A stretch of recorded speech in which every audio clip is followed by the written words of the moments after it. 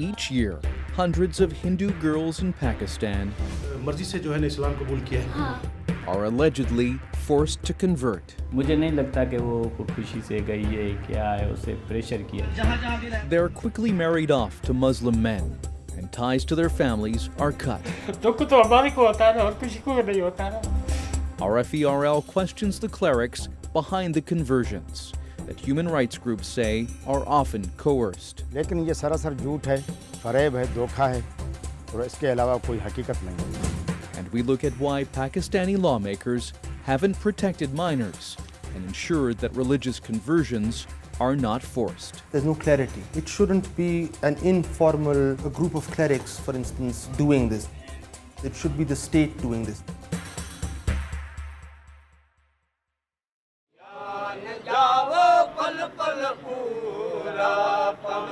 The Dargah Barchundi Sharif Religious Seminary in Pakistan's Sindh province is one of three major hubs for converting religious minorities to Islam. It was here that a Hindu girl, Simran Kumari, was found after disappearing from her aunt's house on August 17th, 2020. थाने पे पहुंचा भी नहीं हूँ कि उसकी call आई है कि आपकी लड़की हमारे यहाँ है. वो कहती है कि मैं इस्लाम कबूल करना चाहती हूँ. Simran's brother, Sunny Kumar, is still trying to make sense of it all. He believes his sister, who he says suffers from psychological problems and impaired vision, was abducted and forced to convert. He says she was just 17 years old.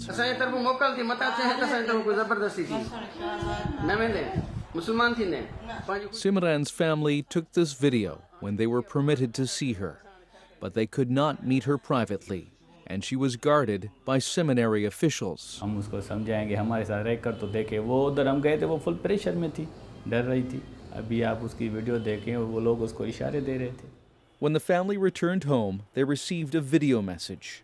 Simran had a new Islamic name, Aisha, and a Muslim husband. देखो ना, हमें जो हम वापसी आ गए थे फिर 1-2 घंटों के बाद उन्होंने वीडियो शो कर दी कि ये मुसलमान हो गई है, इसका निकाह भी हो गया है 2 घंटों में. अपने वर्षा के लिए, अपने पिछड़ों के लिए आप क्या पैगाम देना चाहती हैं?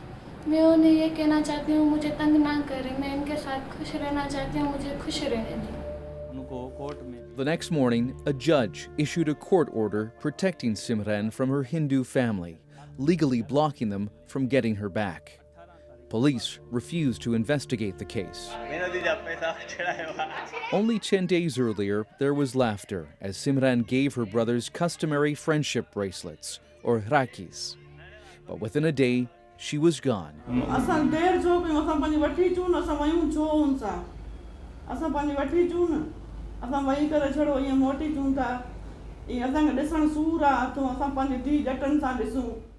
The family was powerless. बस ऐसे समझो ज़मीन फट जाए हम उधर चले जाएं. आप यकीन नहीं करोगे बस हम जहर लेने पे तुले थे. The dizzying speed of Simran's disappearance, conversion, and marriage follows a disturbing pattern, according to Pakistani human rights groups. Reports estimate as many as 1,000 girls and young women are forcibly converted each year, mostly from the country's Hindu minority. They tend to be from very lower economic backgrounds. In most cases, they don't have the resources or the means to sort of fight back or to resist these attempts on their women, on their daughters, on their children. Of Pakistan's 220 million people, Hindus account for about 2% of the population, or 4.5 million, according to government figures. Hindu community leaders say the number is more like 8 million. Most live in Sindh province, once known as the country's religious melting pot. Simran's family home is in the city of Mirpur Matelo, in Sindh's northern Gotki district. After accepting Islam at the Dargah Barchundi Sharif Seminary in nearby Derki, fresh converts are often taken to neighboring Punjab province, where the legal age for marriage is 16 years old instead of 18 in Sindh. देखें, इस्लाम कबूल करने वाले अल्लाह तबारक व तआला हिदायत देने वाला है. Mian Muhammad Javed was the cleric behind Simran's conversion. He says she was 21 years old and denies she was pressured. He claims to have personally converted more than 100 people to Islam since 2015 and rejects any allegation his converts were threatened or abducted. लेकिन ये सरासर झूठ है, फरेब है, धोखा है और इसके अलावा कोई हकीकत नहीं है। अगर इस तरह का कोई मामला होता तो वो कम से कम प्रूफ तो करते। तो मैं तो चैलेंज कर रहा हूँ। One desperate Hindu father did wage a high-profile legal battle. Hari Lal alleged his 2 teenage daughters were kidnapped in March 2019 and forcibly converted. Authorities eventually agreed to investigate after he threatened to kill himself outside a police station, and the video went viral. Lal says that while he was away from home, armed men linked to the Dargah Barchundi Sharif Seminary kidnapped his 15-year-old daughter Ravina and 14-year-old Irina. नहीं रुका ना, उधर हथियार थे उन के पास। हमारे क्या है, मेरी घरवाली इधर से चली गई, उससे वो हथियार दिखाए, वो तो उधर बैठ गई और क्या कर सके। The sisters were married to Muslim men who allegedly claimed the girls were 18 and 19 years old.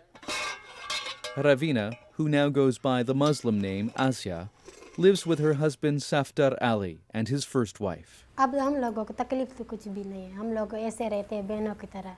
बस वहाँ पर आते थे ना, वहाँ पर आते थे, हम लोग मिले तो वहाँ पर राब्ता हुआ था, फ़ोन नंबर लिया था, फिर बात करते थे। फिर मैंने बोला मैं मुसलमान होना चाहती है। अच्छा ठीक है, तुम आओ, मैं आपको मुसलमान करूँ। She says there were tensions at home with her parents and that she and her sister were drawn to the social and economic status that comes from joining the Muslim majority. बस देखते थे वहाँ पर बहुत सारे मुसलमान बैठे हुए थे ना, वहाँ पर आते जाते थे, वहाँ से ख्वाहिश थी हम लोग मुसलमान होंगे। In a case that made headlines across Pakistan, the Islamabad High Court ruled the 2 sisters were not forcibly converted and permitted them to live with their spouses. The judgment was hailed as a victory for Abdul Haq, who is known as Mia Mitta. The 82-year-old cleric wields political influence across northern Sindh province and runs the Dargah Barchundi Sharif Seminary at the heart of the controversial conversions. अगर server कायनात हज़रत पाक सल्लल्लाहु अलैहि वसल्लम कहते हैं कि ज़बरदस्त नहीं करना, तो हम कौन होते हैं? वो लोग इसीलिए कहते हैं कि वो लेते हैं कहीं से वो पैसे। He provided no proof of that. Mia Mehta denies conversions are forced, but defended financing legal actions to prevent parents from contacting their newly converted children. जो मुसलमान होता है हम उसको तहफ़्फ़ुज़ देते हैं, रोज़गार का बंदोबस्त करते हैं, उसको रहाइश का बंदोबस्त करते हैं। अगर लड़का है तो उसके शादियां कराते हैं, अगर लड़की है तो उसको भी मतलब खावंद देते हैं। And no matter what the circumstances of a conversion, there is no going back. नहीं, सवाल ही मुसलमान हो गई ना, तलक टूट गया।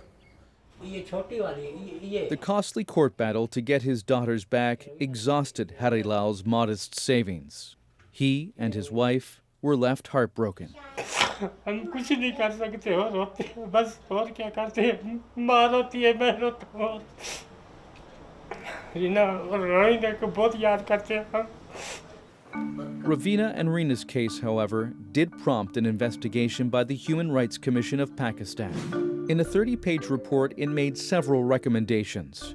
It called for better birth records in rural areas, making the legal age 18 for religious conversions, and taking the process out of the hands of Muslim clerics. It should be the provincial government authorizing the conversion. That process needs to be regulated, and whenever there is a hint of coercion, when there is this hint of force, then those matters need to be criminalized. Lal Chand Mali is a Hindu member of Pakistan's parliament. He's on a government commission that is looking into the issue of forced conversions. I'm insisting on 2 things. One, defining forced conversions. Number 2, law on conversions. But clerics have blocked several earlier legislative attempts to put age limits on conversions. लेकिन जो मुल्क इस्लाम के नाम पे आज़ाद करवाया गया, उस मुल्क के अंदर इस तरह के कानून नहीं चलेंगे, क्योंकि उन्होंने कोशिश करके देखी। उन्होंने यक राय से सब लोगों ने ये नहीं सोचा कि हम अपना ईमान ख़राब कर रहे हैं। Some Pakistani Hindus, however, say they have good reason to leave their faith. They convert to escape discrimination and the poverty that the vast majority of Hindus in Sindh province live in. Ajay Kumar became Muslim in exchange for a job at a fertilizer company. कभी ऐसा कोई मुश्किल वक्त भी आ जाता है जब मेरी पहली डिलीवरी हुई थी तो मेरे पास पैसा नहीं था. Many Pakistani Hindus are born into a life of bonded labor. They inherit their parents' debts and are destined to work for landlords. But some Muslim clerics offer them a way out. तुम convert हो जाओ, तुम्हारा कर्जा माफ. Krishan Sharma is a Hindu member of parliament for Pakistan's ruling Tehreek-e-Insaf party. He says the Hindu caste system also leads to discrimination, leaving lower-class Hindus struggling to find employment and spouses. लेकिन जो with in Hindu community में जो caste system है, inter caste marriages नहीं होती. नतीजे में हमारे पास चॉइसेस कम हो जाती हैं अपने बच्चों के रिश्तों के लिए. Others convert to escape bad marriages, like 35-year-old Sijal.